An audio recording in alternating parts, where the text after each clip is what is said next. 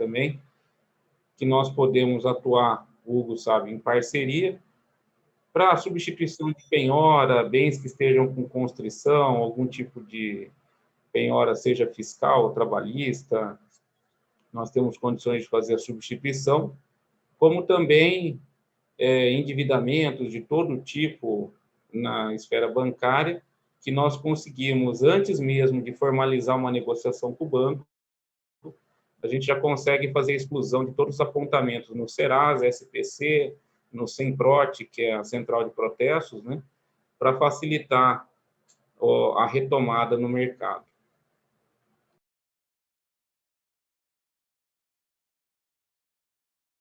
Deixa eu me apresentar. Pode falar, claro. Porque ele fala um pouquinho demais. Boa noite para todos. Eu me chamo Jolene, sou esposa do Jonathan. Eu vou deixar ele falar, porque eu iria começar, mas ele já engajou, então pode prosseguir. Mas eu quero agradecer o Hugo. Hoje a Vilce não está aqui, né, Hugo? Mas através da Vilce que nós nos conhecemos, que ela que nos apresentou. Agradecer a Vilce também, porque está sendo muito interessante para nós, para o nosso trabalho, a questão de estar inserido nesse grupo, né, que é na mesa de negócio. A gente já comentou isso com o Hugo pessoalmente, e para nós está sendo bastante interessante. Então, nós nos colocamos à disposição dos associados aqui, dentro da nossa esfera, né, que a gente possa estar contribuindo com todos aqui também. Eu agradeço você, Hugo. Eu que agradeço a participação de vocês no nosso grupo, tá? E espero poder estar continuando a contribuir para vocês com essas parcerias que a gente está fazendo. Obrigada. Legal. Tem alguma pergunta que alguém queira fazer, alguma coisa a respeito do trabalho? Jonathan, eu tenho. Nós temos. Eu sou o Fabrício, né? Acho que falou aí. Você se apresentou sobre questão de impostos, também essas coisas você negocia também? Exatamente. Joia. Então tá. Aí depois, detalhes, é legal a gente conversar em particular. Só, porque... Com certeza. Que a minha bucha é grande. A minha especialidade é a área tributária, tá, Fabrício? Então, a gente tem um conhecimento e um domínio grande nessa matéria, e nós temos conseguido sucesso bem expressivo, né? Com reduções significativas, parcelamentos mais alongados, substituição de bens que estão penhorados pela Fazenda Nacional, recuperação de créditos que foram pagos indevidamente, às vezes por um próprio erro contábil de lançamento. Então, tem bastante coisa legal para tratar do assunto. Depois o Hugo pode passar meu celular para você e a gente pode conversar um pouquinho. Eu não tenho nada penhorado, não, mas eu quero justamente organizar. Eu estou com uma aí que eu negociei, mas eu acho que eu negociei mal negociado. Talvez eu consiga reduzir isso daí. Mas aí a gente, para me entender isso daí, depois eu vou procurar Sem vocês problema. aí pessoalmente. Tá bom. Eu bati um papo com o Jonathan há um tempo atrás, né, falou sobre essas abordagens. Quando eu vi o vídeo, né, que a Jolene postou, não lembro onde ela postou, eu peguei esse vídeo e já coloquei lá no grupo nosso. Eu achei bem interessante abordar isso aqui, poder comunicar às pessoas que existe esse tipo de... Que existe isso, né? Porque eu não sabia como é que faz isso, né? Eu sou, na verdade, muito pequenininho. Não sei se para as empresas pequenas também cabe isso, né? Porque o Jonas sabe, abri para ele a minha empresa, ele pegou lá né, viu? Queria saber para as empresas pequenas também cabe isso também, essa parte aí de esses acordos aí e tal. Hugo, o que ocorre? Todas as empresas, elas são geradoras de tributos e, da mesma forma, elas são devedoras dos seus tributos e têm esse passivo a ser administrado. Cada regime tributário, ele tem uma forma de você tratar. O Sistema Único de Tributação, que é o Simples Nacional, ele vai ter uma forma e uma sistemática que é abrangida por uma lei especial, que você consegue algumas reduções, alguns benefícios com algumas limitações. As empresas do lucro presumido e do lucro real, ela tem um aproveitamento de crédito muito maior pelo próprio tipo de regime, que você se aproveita do PIS e COFINS até do ar que você respira dentro da sua empresa. Você consegue se utilizar de alguns dispositivos legais, por exemplo, da linha 11 do 156 do CTN, que trata sobre a dação em pagamento em bens imóveis. Então, por exemplo, hoje é permitido, com o advento da portaria 33, agora com a lei 13988 da pandemia, permite que você faça adesão a alguns regimes de parcelamentos, os chamados refis da vida, que te dão alguns benefícios de reduções muito mais expressivos do que as empresas do Simples Nacional e te permite utilizar moedas de troca, as famosas permutas, que todo mundo conhece bem aqui, que eu posso hoje, existe uma possibilidade dentro da lei, onde eu posso dar imóvel, eu posso oferecer outros tipos de meios de pagamento para você reduzir o seu passivo fiscal federal. Então, vai muito de cada tipo de empresa, do que necessariamente precisa, se a empresa está precisando fazer uma estruturação na qual o passivo fiscal ele é muito alto e necessita de administrar com uma segunda empresa, ou, de repente, não pode não ser o caso das pessoas que estão aqui participando, mas às vezes tem algum conhecido que a gente pode atuar junto, indicação, alguns colegas que estão participando, a gente pode atuar junto.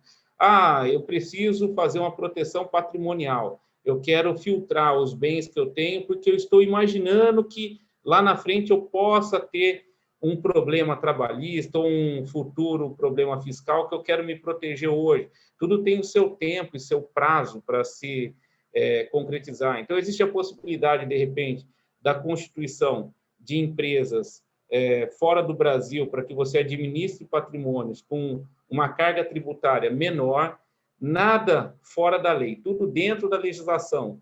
Então, por exemplo, nós temos condições de atender clientes tanto nos Estados Unidos, no Uruguai, Paraguai, alguns países da Europa, onde você tem condições de administrar o seu patrimônio, não dependendo de muitas empresas e muitos empresários hoje, eles estão naquela situação que dependem, às vezes, de colocar a empresa no nome de um parente, no nome de outra pessoa, porque não pode aparecer por um problema que já aconteceu no passado ou por estar administrando algum problema hoje, que não é bom que o seu nome, pessoa física, esteja envolvido. Então, existe a possibilidade de você não depender de ninguém, não depender de favor de nenhum parente, e você monta uma empresa no seu próprio nome, num regime especial fora do Brasil, e você tem o seu patrimônio 100% integralizado no seu nome, sem ninguém saber que você é o proprietário. Porque a gente nacionaliza essa empresa no Itamaraty, no Brasil, onde ela não tem filial, e na consulta de sócios para os advogados de plantão que aqui estão, vai aparecer o QSA indisponível, porque é sócio estrangeiro. Então, você consegue manter tudo no seu nome sem o risco de uma constrição e nenhum tipo de problema na administração de algum passivo. Tá? Semana passada, tivemos aqui uma apresentação do Dr. Charles Boechat. Ele falou sobre essa parte aí, que é a blindagem patrimonial. Ok. Foi muito bacana, foi bem interessante. Pena que eu não consegui gravar essa. Hoje eu estou gravando, tá? Essa aqui eu estou gravando. Não consegui gravar a última. Eu queria ver com você o seguinte: eu notei umas coisinhas aqui. Por exemplo, uma empresa está com uma dívida no banco. Tá? Okay. Aí você falou que para quem está com crédito restrito, isso é uma restrição de crédito no banco. Quando faz esse acordo, quando entra com um acordo de qualquer forma com um advogado e tal, essa restrição continua lá, mesmo que você quite ela, você está pagando lá e tal, ou ela sai, ou é obrigado a sair? Nós temos duas etapas, dois caminhos a seguir. O primeiro caminho, vamos usar o caso hipotético Hugo. O Hugo vai ser a pessoa figurativa aqui. O Hugo tem uma dívida no Bradesco, uma dívida no Itaú. Está com restrição no Serasa, SPC e está protestado. Porém, o Hugo depende do nome sem restrição para poder voltar a ter uma movimentação no mercado. Num primeiro momento, com uma liminar judicial, com base na lei de sigilo e publicidade dos dados e informações, eu consigo excluir os apontamentos do Hugo dos órgãos de proteção ao crédito sem o Hugo fazer o pagamento da dívida. Porém, o Hugo depende do Bradesco, o Hugo vai pagar a dívida dele no Bradesco com um planejamento financeiro. Nós temos, com base nas leis dos fundos garantidores, nós conseguimos uma redução numa negociação administrativa junto aos bancos. Todo mundo sabe que toda operação de crédito tem os famosos seguros de operação. Então, tem o fundo garantidor de investimento, tem os fundos garantidores de operações de crédito. Então, o banco ele nunca fica descoberto por uma inadimplência de um cliente. Então, como que vai funcionar?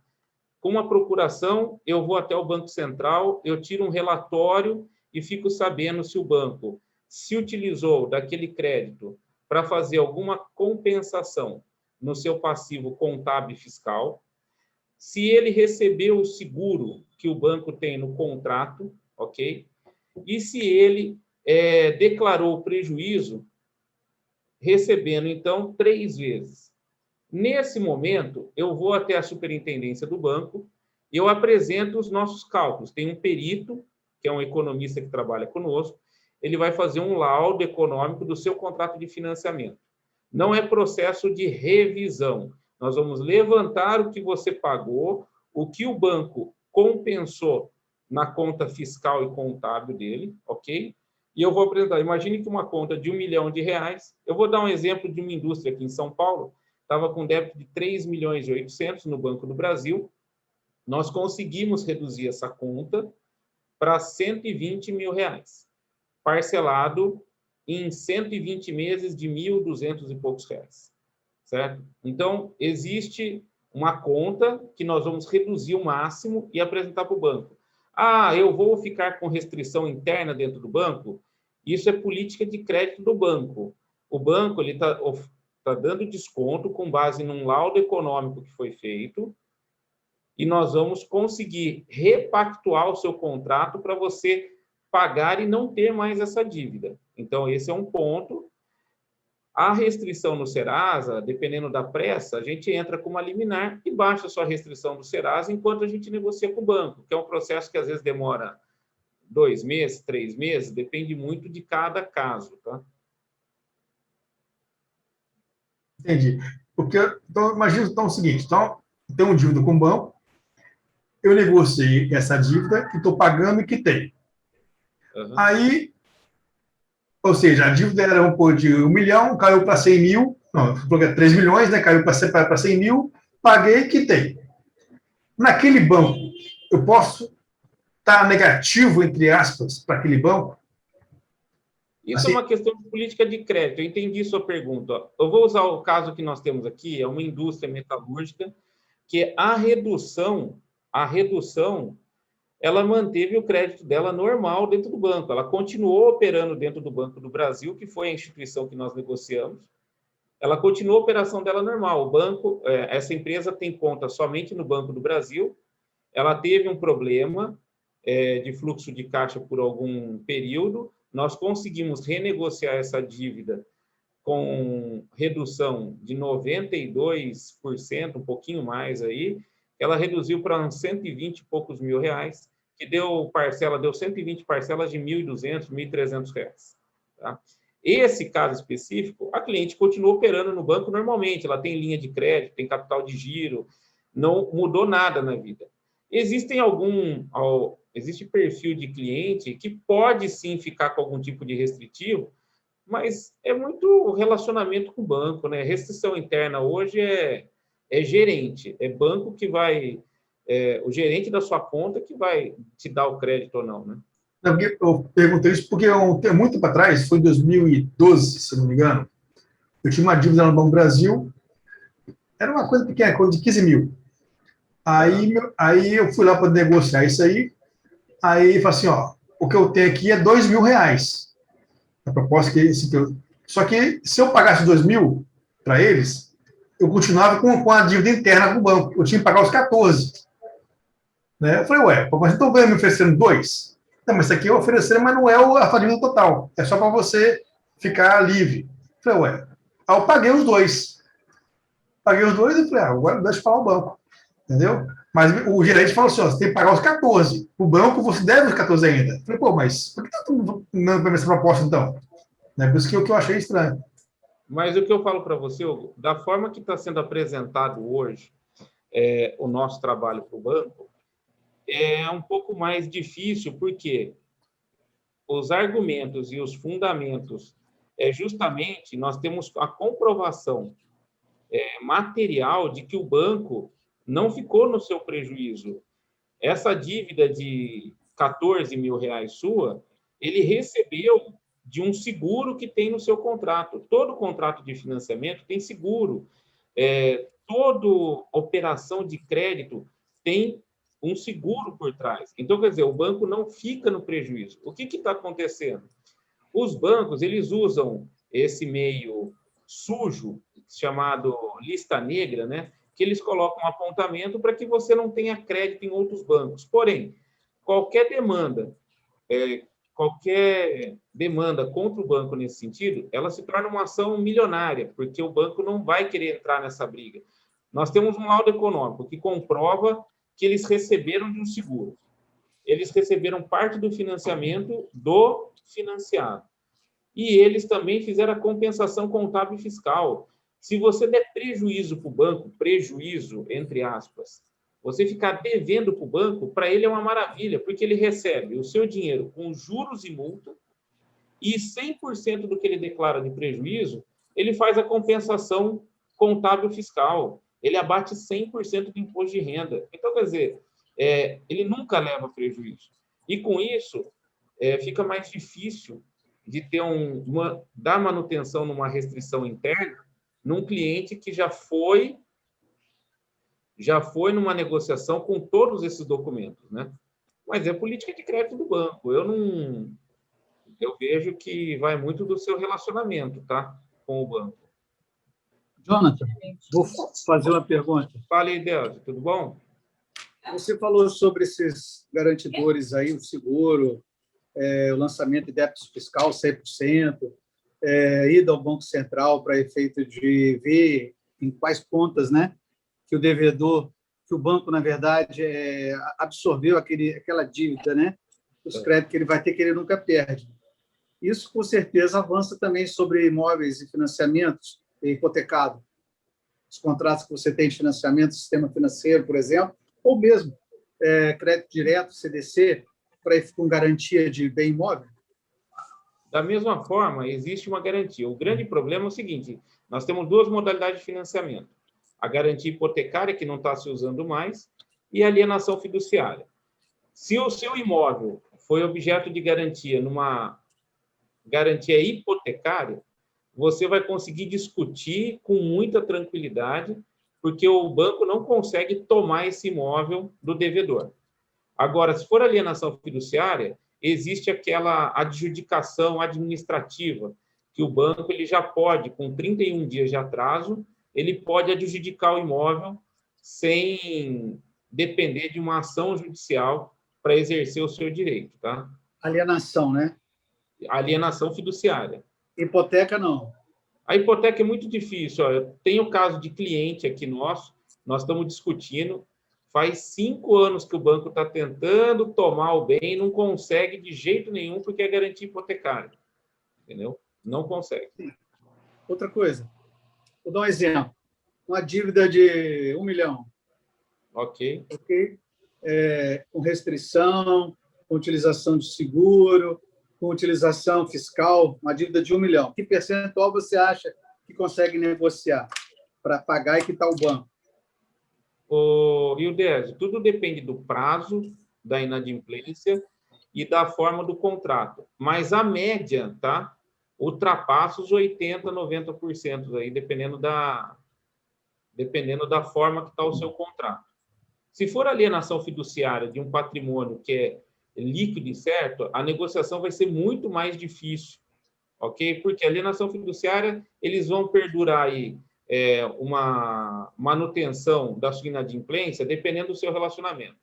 Vamos imaginar, o Ildésio tem um bom relacionamento com o Itaú e ele está com uma manutenção, uma movimentação boa no Itaú, só que parou de pagar o financiamento. O banco, por livre e espontânea vontade, ele não entrou com a adjudicação dessa alienação, porque ele quer manter o seu relacionamento pelos outros produtos que você utiliza do banco, que para o banco é muito mais lucrativo. Então, você vai ter que negociar diretamente com o seu gerente, vai ser mais fácil do que uma briga judicial nesse sentido, ok? Agora, se for sistema financeiro de habitação, por garantia hipotecária, financiamentos de capital de giro que foi dado a garantia hipotecária de empresas, esses têm uma facilidade muito grande de você conseguir atingir percentuais de 70%, 80%, 90% de desconto do valor do seu débito. 70% é garantido. Em média, sim, você vai conseguir tranquilamente aí nessa faixa de 70%. A maioria das empresas, pessoas jurídicas ou físicas, que estão com inadimplência e estão buscando esse socorro, eles já ultrapassaram 1 ano do seu débito. Eles não estão com débito de 2 meses, 3 meses. Já estão com débito que já foi restrito, o crédito já foi negativado. A negociação depende do banco. Só para você ter um exemplo, hoje, o Bradesco é o banco que mais demora para acionar o seguro. Ele só aciona o seguro de financiamento e só declara o prejuízo na virada do exercício. Antes disso, ele não faz a declaração do prejuízo de nenhum cliente. Então, é uma negociação que ela se torna mais longa. O Banco do Brasil e a Caixa Econômica Federal, elas costumam declarar o prejuízo com 61 dias de atraso. O BNDES, ele declara o prejuízo e aciona o seguro com 120 dias de atraso. Então, assim, tudo depende do banco e do prazo, né? Quando aciona o seguro, então, que é o ponto de partida para efeito de tirar esses cálculos, por exemplo, no Banco Central para poder negociar melhor. Exatamente. Por quê? Vai fazer um laudo. Nós temos aí um perito que ele é aposentado. Nós temos 2 economistas que trabalham conosco, tá? Um é ex-funcionário do Banco do Brasil e um é ex-funcionário do Banco Central. Esse que é do Banco Central, que trabalha conosco, ele não pode assinar nenhum tipo de perícia por conta da aposentadoria dele. Ele tem limitações, ele não pode agir contra a instituição financeira, ok? Porém, o que saiu do Banco do Brasil, que trabalha com a gente, foi 20 anos de Banco do Brasil, ele pediu demissão do banco e ele pode laudar qualquer tipo de perícia contra o banco.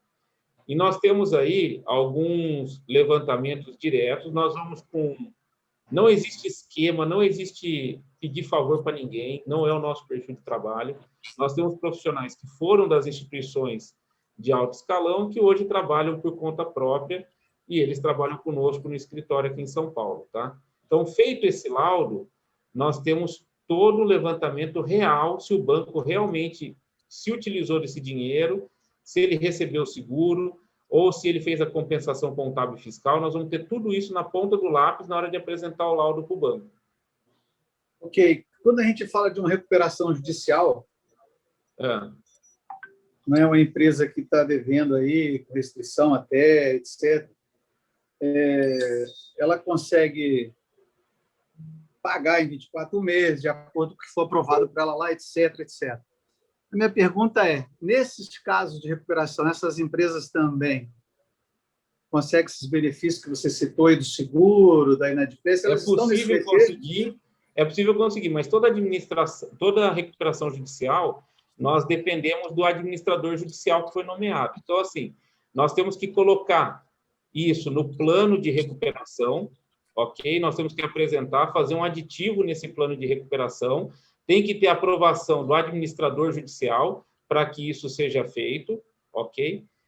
Tendo aprovação, o laudo se enquadrando dentro do plano de recuperação judicial, desse aditivo que for apresentar, o juiz aprovando essa negociação, nós podemos, sim, partir para cima do banco. Caso contrário, vai prevalecer aquilo que foi apresentado na RJ primitiva.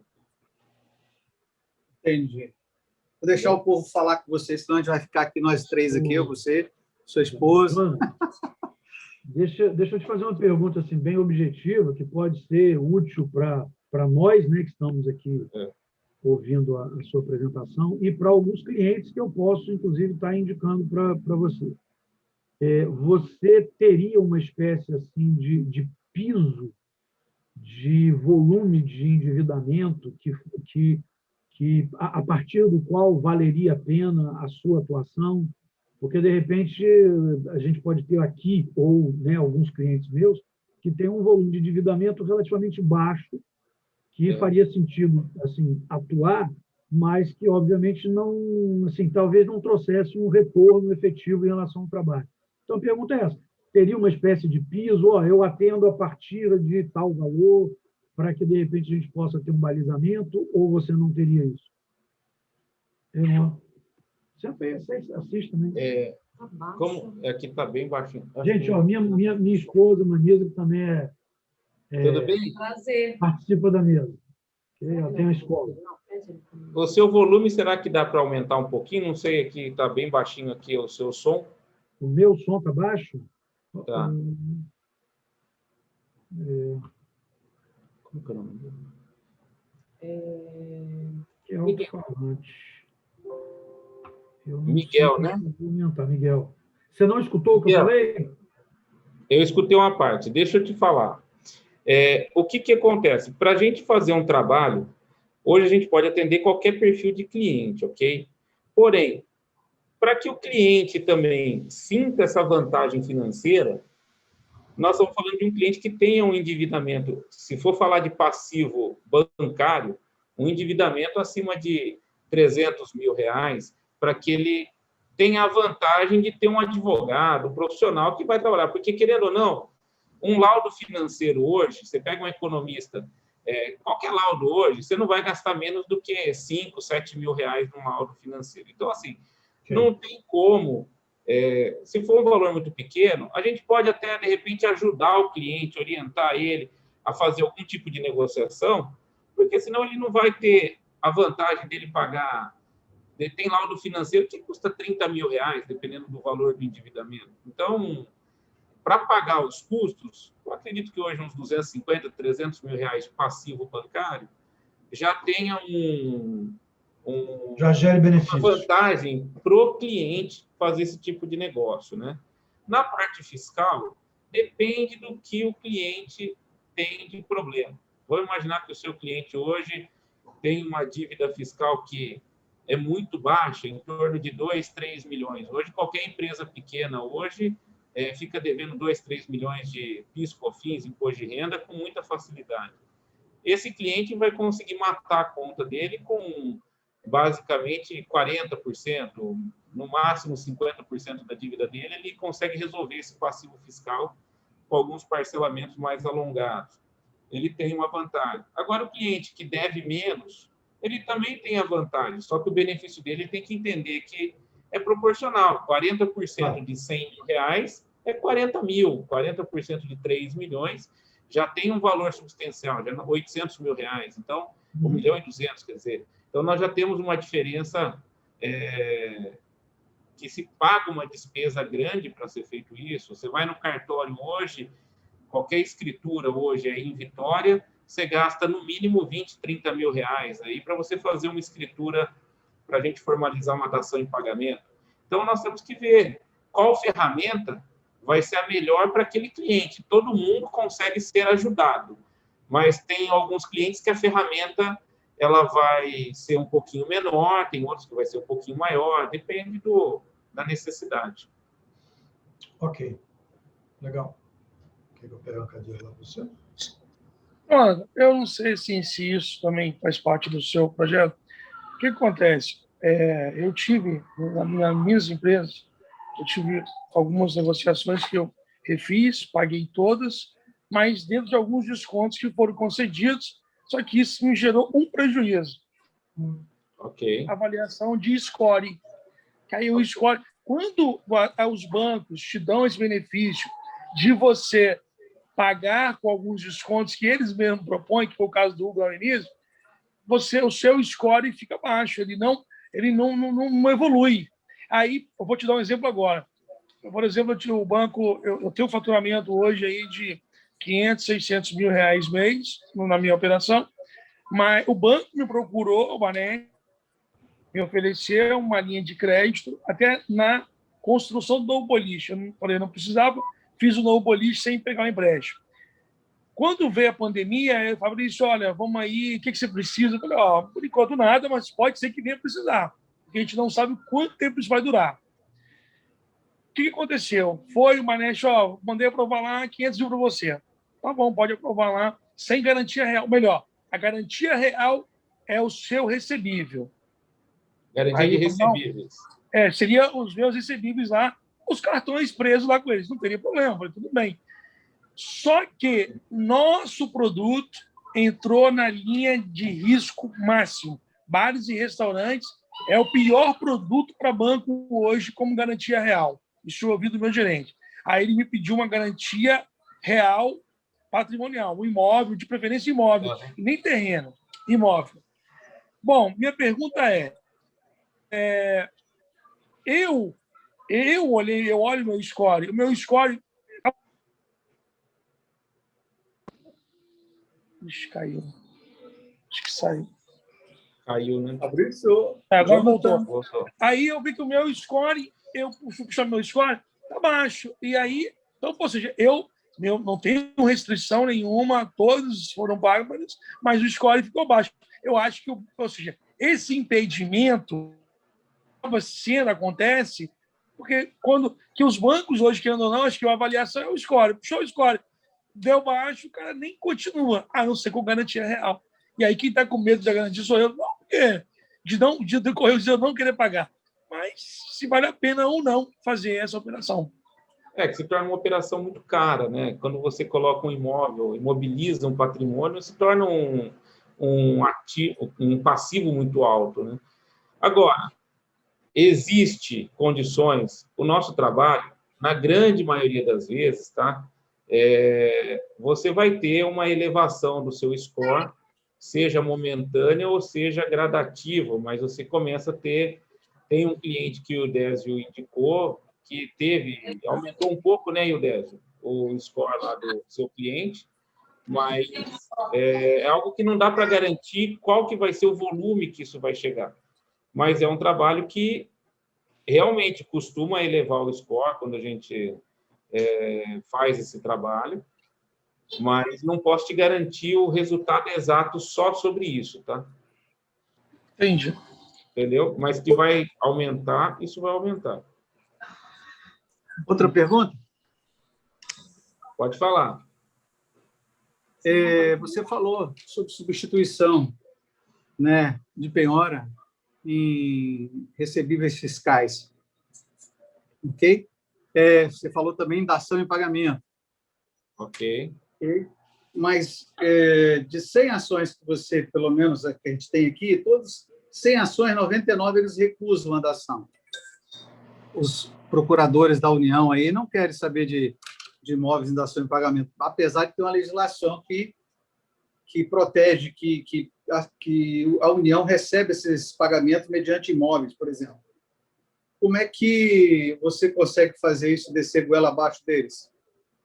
Oi, Désio, vamos lá. Primeiro, essa pergunta aí, ela é a pergunta que todo mundo faz. É mais comum de todas, porque não há interesse dos procuradores em ajudar o contribuinte. Isso nós sabemos. Sim. Que eles são totalmente profíscuos e ninguém quer saber de auxiliar o contribuinte. Nós temos alguns casos em que teve que demandar uma briga um pouquinho maior, como alguns outros que foram com uma facilidade que você nem imagina, né? O negócio passou muito rápido. Mas o que acontece? Hoje, com a pandemia, trouxe algumas inovações que, para nós, foi até muito boa, tá? Apesar de eu não gostar muito dessa interação tecnológica, de meu negócio corpo a corpo, essa inovação tecnológica nos ajudou muito, porque é o seguinte, a Receita e a Procuradoria, elas desenvolveram um sistema que tudo é eletrônico. você agora tirou o procurador da jogada. Antes, apesar da lei ter a questão do poder discricionário do procurador, ele que vai decidir, com a inovação, com a implantação do DTE, que é o Domicílio Tributário Eletrônico, e agora com a pandemia, tudo está pela internet. Eu tenho uma grande vantagem que eu consigo transferir um processo administrativo seu, por conta do domicílio tributário eletrônico, para outra DRJ fazer o julgamento na hora que eu faço um protocolo eletrônico, por exemplo. A maioria dos processos que eu protocolo com o meu certificado digital, como procurador de alguma empresa que você indicar ou de qualquer outro cliente, ele costuma cair na DRJ nossa aqui em São Paulo para julgamento. Por quê? É o sistema que vai analisar isso daí. Então, assim, hoje tem reduzido muito essa questão da não aceitação da dação em pagamento por alguns motivos. Antigamente, numa execução fiscal, você tinha algum bem penhorado ou você oferecia um bem à garantia, ok? Oferecia um bem à garantia para embargar a execução. Depois você quer fazer alguma dação em pagamento ou, de repente, a União quer fazer a adjudicação desse imóvel, eles nunca avaliaram o imóvel, não sabem quanto custa, quanto vale, só penhorou uma matrícula e é aquilo lá mesmo.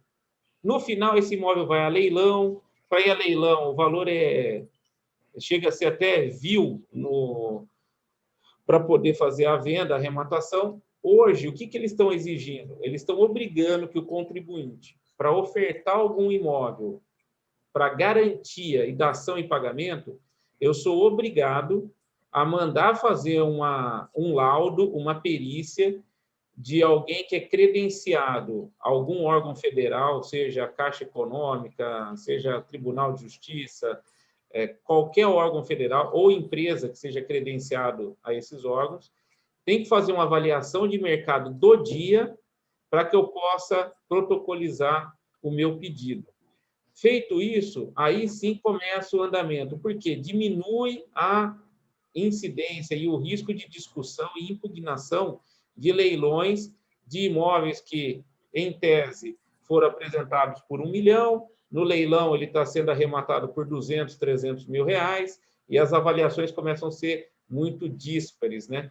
Então, hoje, tem melhorado muito, nós temos visto assim, um resultado bem interessante com essa tecnologia. Quem tem habilidade aí com o portal da Procuradoria vai ver que, assim, tem ferramentas assim muito boas para poder fazer a utilização nesse sentido, tá, Ildésio? Então, tem reduzido bastante o risco de acontecer isso. Hoje está sendo aceito bastante também seguro-garantia. Nós temos um fundo de investimento que é nosso parceiro, que ele emite apólice de seguro-garantia de fiança judicial, tem garantia de licitação para obra. Se você pegar uma construtora de algum cliente seu, vou dar um exemplo do Fábio, que é nosso amigo e cliente também.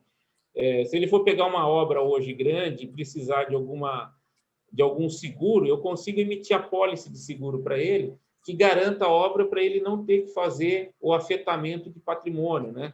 Qual o percentual do valor desse seguro? Eudésio, depende muito do risco. É igual o seguro de carro. Eles vão analisar os 3 últimos exercícios da empresa, qual que é a operação.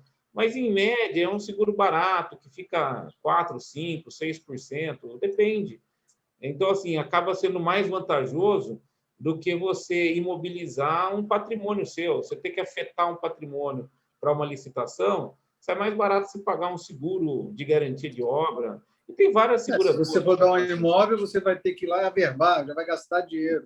Você vai gastar com averbação. Você fica até limitado a tomar um crédito, porque muitas vezes você precisa utilizar esse imóvel para fazer o seu giro do dia a dia, de repente numa conta garantida mais robusta ou numa outra operação de capital de giro, e isso acaba te prejudicando numa obra desse padrão, né?